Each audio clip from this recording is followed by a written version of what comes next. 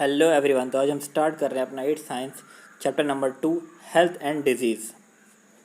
Lecture number 1 है ये। तो इस चैप्टर में हम बात करेंगे हेल्थ एंड डिजीज़ की। सबसे पहले हेल्थ क्या होता है, ठीक है। हेल्थ में दो चीज़ें इंपॉर्टेंट होती है, एक होता है फिजिकल हेल्थ और सेकेंड होता है मेंटल हेल्थ, ठीक है। तो हेल्थ का जो बेसिक डेफिनेशन है, जैसा कि हम जानते हैं एक हेल्दी पर्सन क्या होता है, तो अपनी बुक में दिया हुआ है कि एक पर्सन अगर है वो अगर हेल्दी, इसको हम कब बोलेंगे, जब वो फिजिकली एंड मेंटली पूरी तरीके से फिट होगा। कभी कभी क्या होता है, कोई बंदा बहुत हट्टा कट्टा दिखता तो है, ठीक है, दिखता है फुल बॉडी मसल वसल बनाया उसने, लेकिन होता क्या अंदर से वो मेंटली फिट नहीं होता है, तो इसलिए उसको हम हेल्दी नहीं बोलेंगे, ठीक है। देन बात करते हैं हम डिजीज़ की। डिजीज़ दो टाइप की होती है। फर्स्ट होता है जो ड्यूरेशन के हिसाब से होती है और सेकंड होता है जो रीज़न के हिसाब से होती है, यानी किसी कारणवश वो डिजीज़ हमारे बॉडी के अंदर हो जाती है। तो जो हम बात करेंगे जो ड्यूरेशन के अकॉर्डिंग होती है, वो दो टाइप है उसमें, एक होता है क्रोनिक और सेकंड होता है एक्यूट। तो सबसे पहले हम जान लेंगे कि क्रोनिक डिजीज़ है वो क्या है, ठीक है। हमने अलग अलग नाम क्यों दिया है दोनों को। तो जो मतलब सपोज किसी भी पर्सन को है ना, वो हार्ट के रिलेटेड डिजीज़ है या कोई ऐसी डिजीज़ है जिससे उसकी मतलब डेथ हो सकती है, वो बिना डेथ के वो ठीक नहीं होगा, यानी एक लाइफ लॉन्ग चलेगी, वो होती है क्रोनिक डिजीज़, ठीक है, जो लंबे समय तक चलती है। वो कोई भी डिजीज़ हो सकती है, ठीक है। और सेकंड जो एक्यूट होता है वो कुछ समय के लिए होती है, मान लो सपोज कुछ भी हुआ है थोड़े दिन में, 2-4 दिन में वो ठीक हो जाएगा बंदा, तो उसको हम एक्यूट डिजीज़ बोलते हैं। देन सेकंड टाइप जो है वो है रीज़न, यानी जो किसी कारणवश जो डिजीज़ होती है उसको हम बोलते हैं कि ये रीज़न के थ्रू होती है। तो इसका भी दो टाइप है, हेरिडिटी के थ्रू होती है या तो एक्वायर्ड, या तो कहीं से आप लेकर आते हो। तो जो हेरिडिटी होती है वो कैसे होती है पता है, सपोज आपके फादर्स को है या आपके दादा को, ग्रैंडफादर को है, किसी को भी कहीं ना कहीं वो आपके जीन्स के अंदर होगी। एक्वायर्ड डिजीज़ क्या है कि कहीं ना कहीं से आपने एक्वायर्ड कर ली है। हाँ, एक्वायर्ड का भी अब दो टाइप है, ठीक है। एक होता है इन्फेक्शियस और एक होता है नॉन इन्फेक्शियस। इन्फेक्शियस डिजीज़ समझ रहे हो ना, एक्वायर्ड मतलब कहीं से लेके आना। सपोज आप क्या कर रहे हो, किसी फ्रेंड को वो डिजीज़ है, आप उसके बाजू में बैठ रहे हो और आपको भी उससे वो डिजीज़ हो गई, या मतलब आपने कोई चीज़ ली, खाना खाया, उस पर उसका बैक्टीरिया बैठा हुआ था, आपने आपके थ्रू आपने खाया उसको, वो आपकी बॉडी में गया और आपको वो डिजीज़ हो गई। सेकेंड होता है नॉन इन्फेक्शियस डिजीज़, जो कहीं ना कहीं आपके बॉडी में आपके पेरेंट्स से आती है, वो लॉन्ग टर्म डिजीज़ होती है, लाइक डायबिटीज़ वगैरह के टाइप की डिजीज़ होती है ये। तो ये होती है नॉन इन्फेक्शियस डिजीज़ होती है, वो किसी के एक्वायर नहीं करते हो, वो कहीं ना कहीं आपके पेरेंट्स के थ्रू, या तो मतलब किसी किसी को पेरेंट्स के थ्रू नहीं भी आती, तो वो किसी ना किसी को लग जाती है, वो डिजीज़ लॉन्ग लाइफ हो जाती है उसके लिए।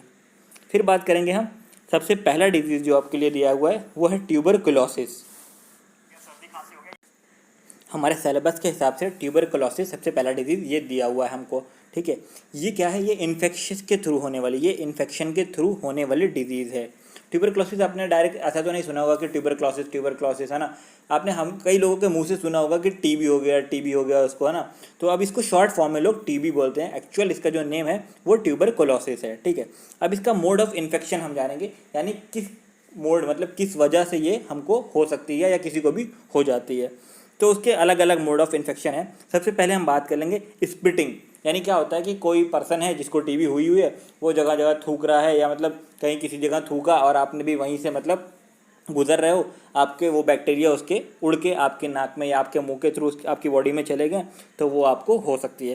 सेकंड होता है किसी पर्सन को टीबी है और आप बहुत टाइम तक उसके साथ बैठ के बातें कर रहे हो, है ना, चीज़ें शेयर कर रहे हो, तो उसको फिर भी आपको उससे वो डिजीज़ लग सकती है। थर्ड होता है कि उसके साथ बैठने से या मतलब कई बार उसकी चीज़ें छूने से, है ना, और तो इस वजह से भी आपको वो डिजीज़ लग सकती है। सेकंड जो होता है सिम्टम, यानी कैसे मालूम पड़ता है कि इस पर्सन को टीबी है या कोई भी डिजीज़ है, तो उसको हम सिम्टम बोलते हैं, जो चीज़ें देखकर हमें मालूम पड़ती है।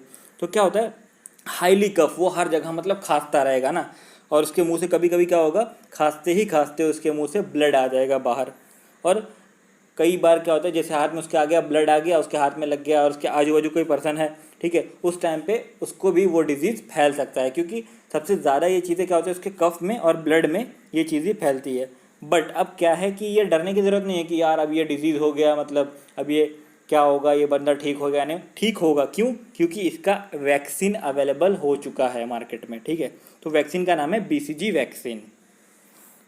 सेकेंड जो हमारा डिजीज़ है वो है जॉन्डिस, यानी उसको हेपेटाइटिस बोलते हैं। इसमें पर्सन पूरा येलोइश कलर का हो जाता है, यानी उसकी बॉडी ऐसा दिखती नहीं, जैसे उसकी आँख में येलो, ये सब चीज़ें येलो येलो दिखने लगता है। तो जैसा कि आप देख सकते हो ये उसका वायरस दिख रहा है ना, बहुत सिमिलरली दिखता है ये कोरोना वायरस के जैसा। तो आप देख लो ये उसके वायरस का टाइप है। फिर हम इसके बारे में डिटेल जानेंगे। हेपेटाइटिस के वायरस का नाम होता है ABC वायरस, ठीक है। इसके वायरस को ABC वायरस बोला जाता है।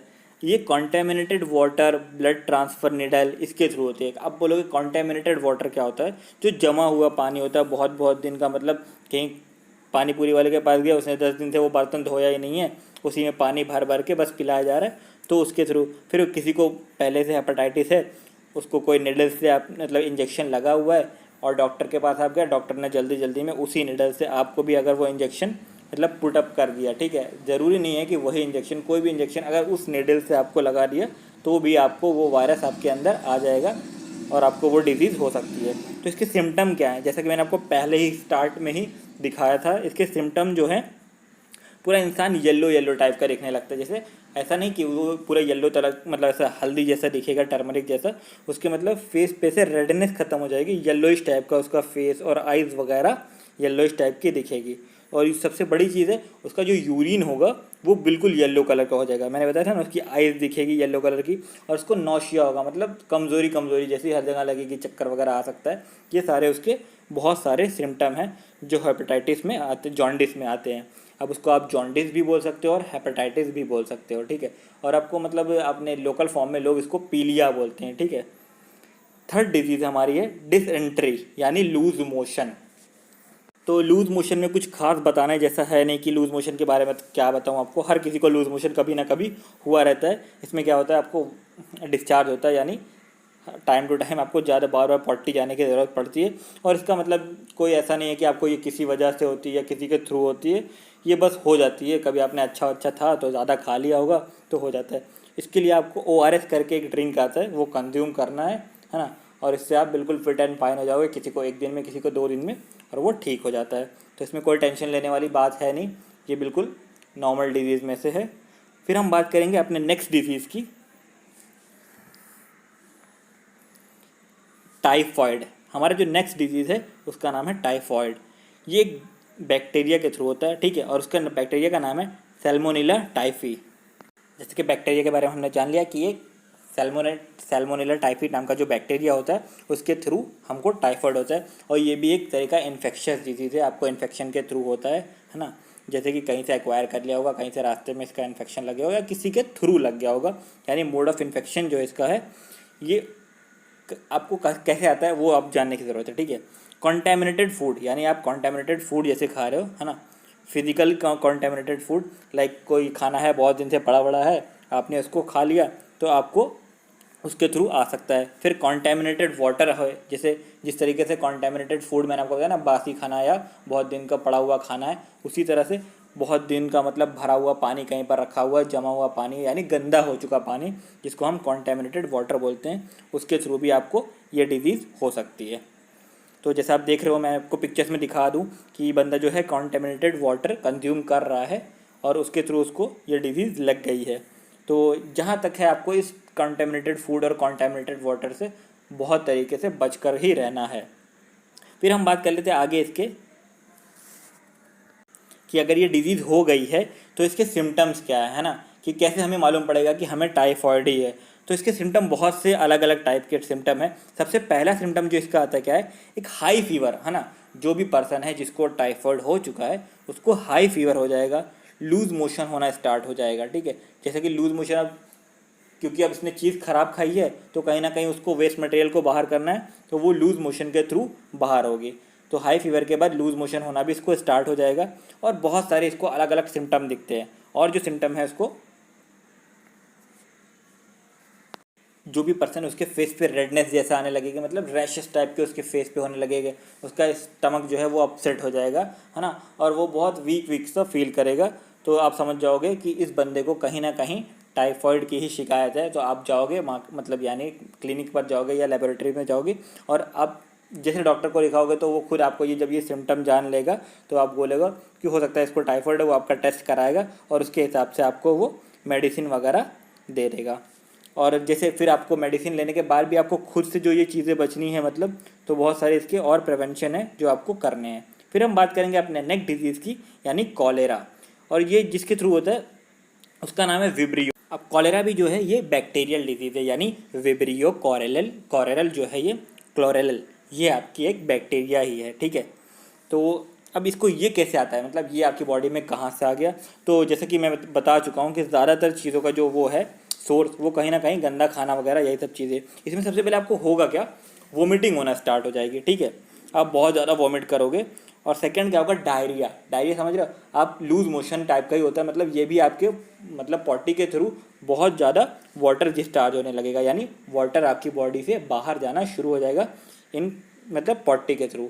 जब भी आप पॉटी जाओगे आपको बहुत सारा वाटरी पॉटी निकलेगा।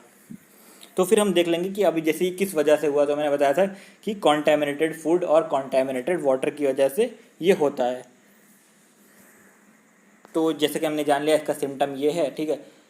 तो अब इसका इलाज क्या है, ठीक है। तो इलाज सबसे पहले तो आपको डॉक्टर के पास जाना ही होगा, लेकिन उससे पहले भी आपको जो भी आप कॉन्टैमिनेटेड फूड खा रहे हो, है ना, वो खाना पीना बंद करना पड़ेगा और आपको बॉयल वाटर लेना पड़ेगा, साफ़ सुथरे तरीके से रहना पड़ेगा, साफ़ सुथरा खाना खाना पड़ेगा, है ना। तो ये आपका उसका एक समझ लो प्रिकॉशंस है, बहुत ज़्यादा हार्मफुल डिजीज़ में से नहीं है ये, फिर भी जैसा कि आप इसको बचने के लिए मैंने बताया कि जो जो आपको प्रिकॉशंस लेने हैं वो आप ले सकते हो और जाकर डॉक्टर के पास से इसकी दवाएँ वगैरह ले सकते हो। तो फिर मिलते हैं अपने नेक्स्ट चैप्टर में, मतलब यानी कि इसके नेक्स्ट लेक्चर में, जो आपको इसके डिस्क्रिप्शन बॉक्स में ही मिल जाएगा। और प्लीज़ चैनल को सब्सक्राइब नहीं किया तो प्लीज़ चैनल को सब्सक्राइब करके बेल आइकन दबा दो, क्योंकि मैं इसके 8th स्टैंडर्ड के बाद 9th स्टैंडर्ड के भी आपके चैप्टर मैं जितना जल्दी से जल्दी हो सकेगा मैं रिकॉर्ड करूँगा और आप तक पहुँचाऊँगा। और मैं कोशिश करूँगा कि और अच्छे से अच्छा कंटेंट बनाऊँ जिससे आपको और अच्छा समझ में आए, ताकि आप हर चीज़ों को विजुलाइज करके जान सको कि यानी किस टाइप की डिजीज़ होती है और किस वजह से होती है और उसके सोर्सेज क्या हैं, ये सारी चीज़ें आप जानो।